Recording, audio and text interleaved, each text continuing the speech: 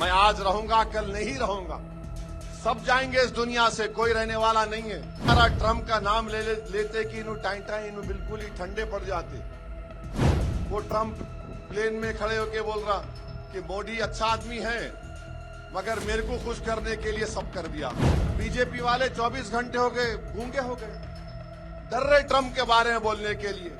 हाँ, तुम कब बोलोगे हिंदू मुस्लिम, तुम कब बोलोगे लव जिहाद, तुम कब बोलोगे बांग्लादेशी है। से क्यों डरते इतना, समझ में नहीं आ रहा। ट्रम्प का नाम लेते कि इन्हू टाइटा इन्हू बिल्कुल ही ठंडे पड़ जाते।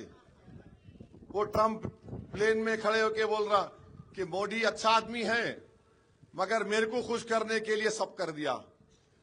अरे 133 करोड़ जनता का वो प्रधान सेवक बोलिए वजीर आजम है, और बीजेपी वाले 24 घंटे हो गए गूंगे हो गए, डर रहे ट्रम्प के बारे में बोलने के लिए। अरे भाई, इज्जत भी कोई चीज होती है, जाती इज्जत नहीं बल्कि इस देश की इज्जत होती है, इस देश का इकबाल होता है।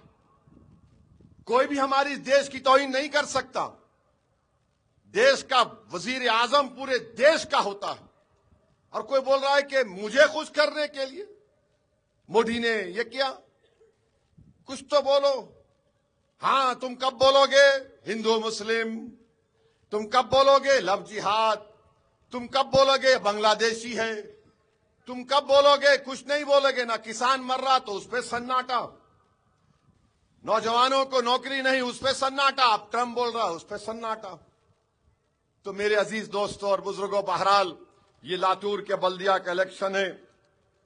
मेरी आप तमाम लोगों से फिर से गुजारिश है कि मजलिस के इन तमाम उम्मीदवारों को आप कामयाब करिए।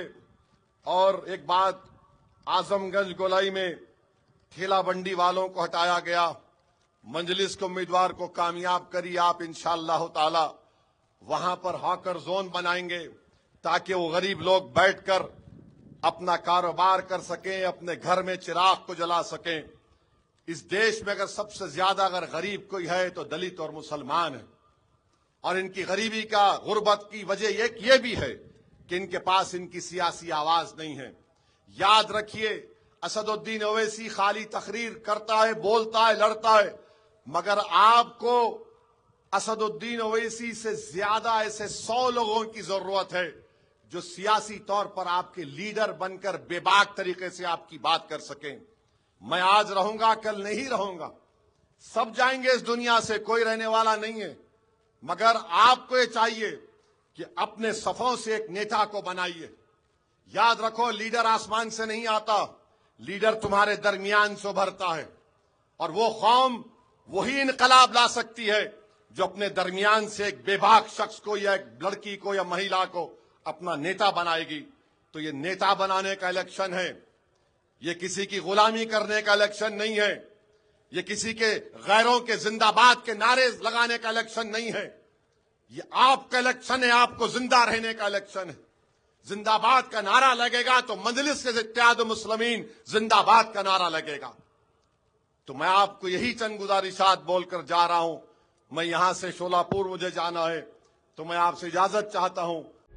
प्रभातखबर.com, विश्वास वही, रफ्तार नहीं।